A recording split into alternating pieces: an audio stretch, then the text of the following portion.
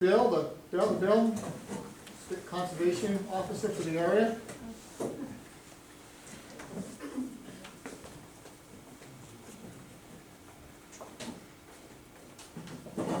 Thanks for coming by. Thank you. There's a few questions on ATVs and Okay. monitoring of the trail, and I know Lois said you'd stop by and Okay, thank you. fill our audience in. Thank you.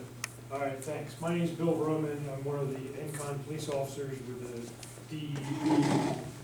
I do patrol this area, so I can address any questions relating to ATVs. I will preface it by saying we have limited manpower out there.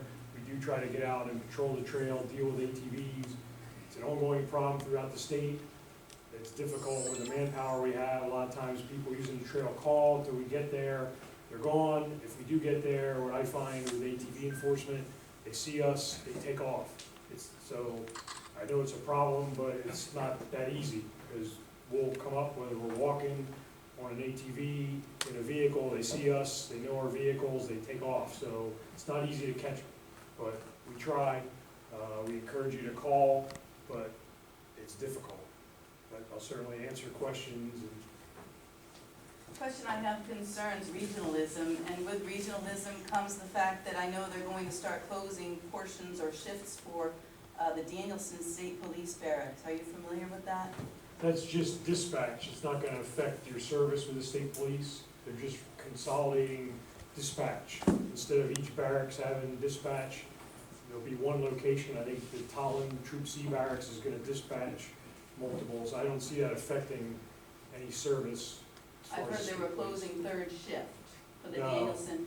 It's You just, don't hear that? Okay. no, it's just the dispatch services. So, it could affect if you walk into Troop D in Danielson and you want service. Usually the dispatchers address people at the window and then get a trooper. I'm not sure how that'll affect it, but if you call, They you said they're get a gonna have a trooper. smartphone outside. There'll be a blue phone outside. Yeah, I just don't know It'll because- connect you to the dispatcher somewhere else. So it Yeah, won't be like a safe house anymore. okay, We yeah. already, I thank you. discussed that with So- them before. The fact is, it's not gonna affect your service. And you call DEP dispatch, we have 24-hour dispatch, so we will respond. As I said, I've gotta be honest, we have limited officers, and sometimes tonight I'm covering the majority of eastern Connecticut. So if I get a call in Enfield, it's gonna take me a while to get there. We do the best we can, but we have limited manpower. How many are on? You don't mind me asking? Well, state police just got a bunch of new troopers in relation to. I mean, as far as DEP, not state police, because obviously state police are gonna take cruises onto the trails to take four-wheelers off of the trails.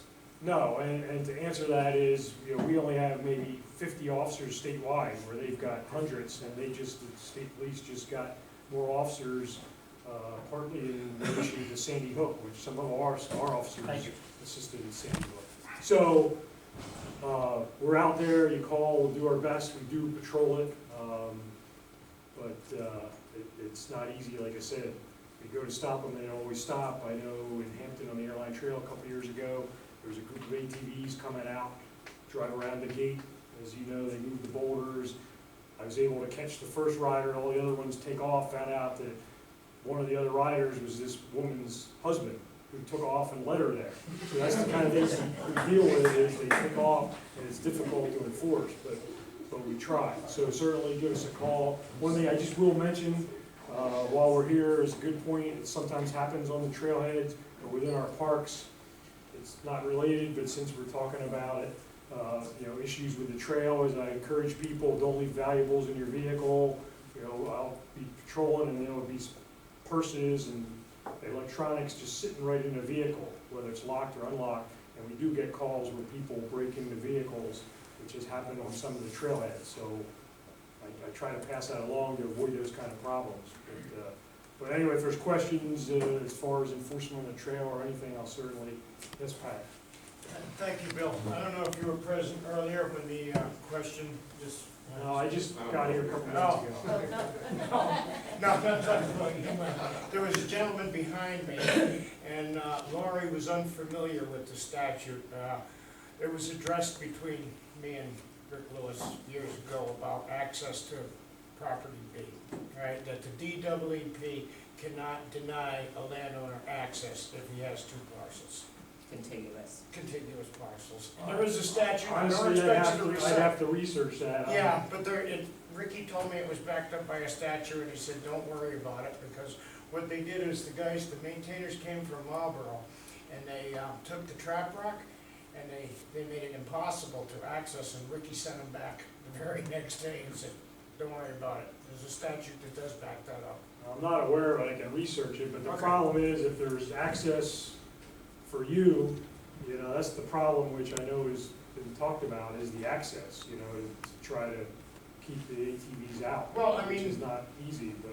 No, I understand, but it's, what it is, it's properties on both sides, like the Low Farm. I mean, the tractors going across, you're not gonna call Marlboro every time, can I cross the trail? Yeah, well, I'm not worried, yeah. You know what I'm Now that you saying? clarify, No, it's if you're kinda just driving correct. from one side to the other, Yeah. what we don't want is the ATVs No, I closing understand up and that. down. Well, you know which- what, it works both ways, Bill, because I don't want it either, because it puts them on my power line. Yeah, well, no, you know, we don't want it either, it's just, Yeah. as I said, I'm being honest, it's difficult to enforce, but we'll do what we can. There's some other questions? Would digital pictures be enough to prosecute? It's difficult, because you can't identify, most of them aren't registered, they're supposed to be registered in They're Connecticut. supposed to be, yeah. 99 out of 100 are not registered, so. Nowhere to ride when you register. What's that? You know what I mean? Why register if you understand. can't, you're not getting any of your registration? I understand that, but I'm just saying, is they are supposed to be registered. I don't have one, but I'm just If Oh, that's what they all tell us when we stop them, you know, why should I register? I had one years ago and I got rid of it because. But anyway, Okay, in the we back. would certainly try to do that, you know, we've If that used, threat was we've out used there, cameras before, if you can identify, if it's a good picture of the machine and the operator. I mean, I do follow up that even if I get there, they're gone, if I have some information on who the other people are, like the woman who her husband left her, I went to give him his ticket too, because I knew who he was and went to his house. but what I'm So we saying do is, follow up. increased trail use, we have a lot of people there, and this thing goes by it, and I've been on the trail in, by the Cedar Bog, and there was a very conscientious father and son with their helmets on, they slowed right down, they went around, they're still illegal, but you also get people who are really obnoxious and have no Right. regard for other people, and I wouldn't hesitate for a second to take a picture and turn them in, if there Oh, was. a You can do place- that, and we'll try to follow up. I'm saying it might not be something we can prove who it was, we'll try. But it's not like a vehicle where you get the license plate, because 99 times out of 100, they're not gonna have a plate. But we would certainly try to follow up on that, yes. Lady in the back. All right, so we're talking about all this ATV issues. Why don't we take one of these pieces of forest somewhere and put a trail in and let an ATV club maintain the trail and work with the DEP instead of fighting all the time?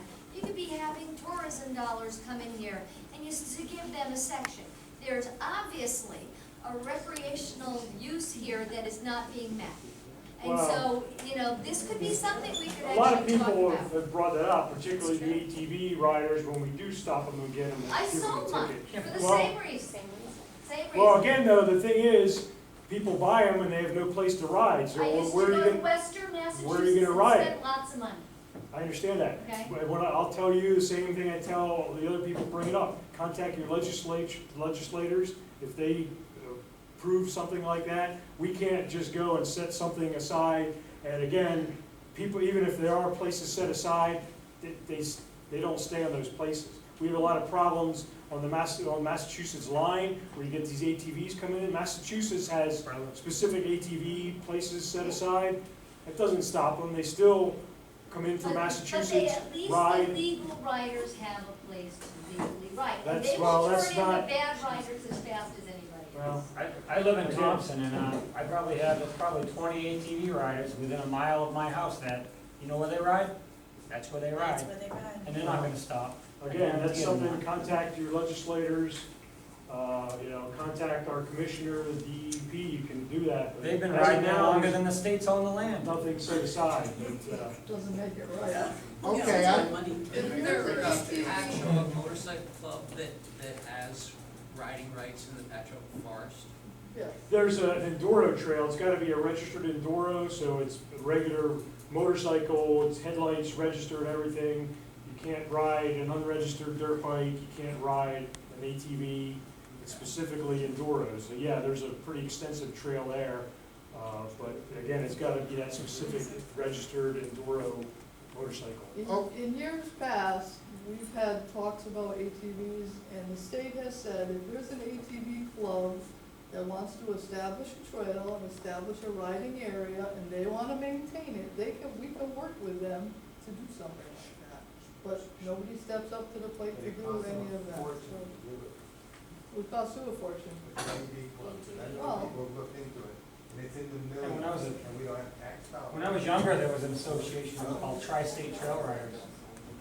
That, Anything else I can answer about There's law enforcement wise on the motorcycles trail? that are Oh, unsafe. Yes. What do you use to patrol? So I know when it's you on the trail. Well, we do have ATVs, but I'll be honest, we don't get out on them a lot just because of our manpower shortage. And then you're out on an ATV, you get some other call, and then you have to leave. But I'll park the truck at a particular spot where they're coming through, or just checking on things. I'll walk the trail. But we don't have marked vehicles. We have unmarked trucks, SUVs, but we do foot patrol also. So we're out there. There's a whole group that comes through like midnight, there's like 20 of them. Well, again, we have a 24-hour dispatch number. We'll go out and do what we can, but again, I'm just trying to be honest. We do have limited manpower. We do the best we can, and we've got a lot of other areas and parks to cover, but we certainly want to try to help and somewhat curtail it. Unfortunately, it's an ongoing problem, as you all know. What is the fine? The fine depends on what you charge them with, because typically, they're riding on the trail, that's at least $75 to $92. If they're unregistered, we can write a ticket for that, which is $92. There's some other things that go up to like $118. So the ATV fines were a couple years ago, and some other things went up in the budget. They did raise those fines. So it depends on what all the violations are. We might write more than one ticket for a particular person. Particularly, I said most of them take off and run. So if they flee from the police, that's another charge, probably another $118. So it depends on what all happens, but we do go out and write tickets when we catch them. Yes? A question concerning crime, because it was mentioned before, lots of burglaries along the trail, which will only increase with increased maintenance and widening of the trail as such. A question regarding open carry. People that have open carry permits, are they allowed to carry on the trail for self-protection and/or protection of others? Second Amendment. Well, I would think it would apply to any state property. There are some restrictions on state parks about firearms, but you were talking about. I didn't say there was a lot of crime or a lot of break-ins. I just mentioned it just to spread the word. Before you People came in. here mentioned it, but Okay, it's all right. I was rampant. gonna say I mentioned it, It's but rampant. well, Home break-ins, there's home issues. burglaries, yeah. Yeah, but I was mentioning specifically if you are going to use a trail, lock your vehicle, don't leave valuables. I'm talking about my It's an issue. person. If I'm walking on the trail and somebody comes up to Yeah. me, wants to rape me, how do I defend myself if I don't carry? If you have a permit, you can carry Okay. just like anywhere else. Okay, We so I haven't had can- those kind of issues. I wasn't here earlier. I was just mentioning that there's been occasionally you get vehicle break-ins that happens in our parks. It's just something to be aware of, but it's just what I was referring to as a property crime. It is really, I haven't seen any safety issues as far as that goes, on the trail or our parks in the area. So even though that's a state park, you can carry a concealed weapon if you have a permit. Isn't that a yes or no answer? I have to think about it. It's open carry, Yes or open no? carry state. If you have a permit, you can carry. There's restrictions on firearms in parks. Certain parks. But Correct. this If particular it's, park say it's shouldn't one be. that's not open to hunting, there's no, you can't come in there with your shotgun or rifle, hunting season, et cetera. There's some restrictions, but, again, I don't see any issues. Again, what I've seen is some property crimes, cars broken into, not issues like that where anybody should be concerned of their safety. Thompson Run Gun crosses this trail to get to their property to get to their range. So there would be long guns crossing the airline trail, because they cross this trail to get to their firearm range with long guns. Okay, so we've gotten a lot of comments tonight on behalf of Department of Transportation, VHB, Laurie from Deep, and from the region, thank you. My email is on there, I'll say it again, director@wincog.org.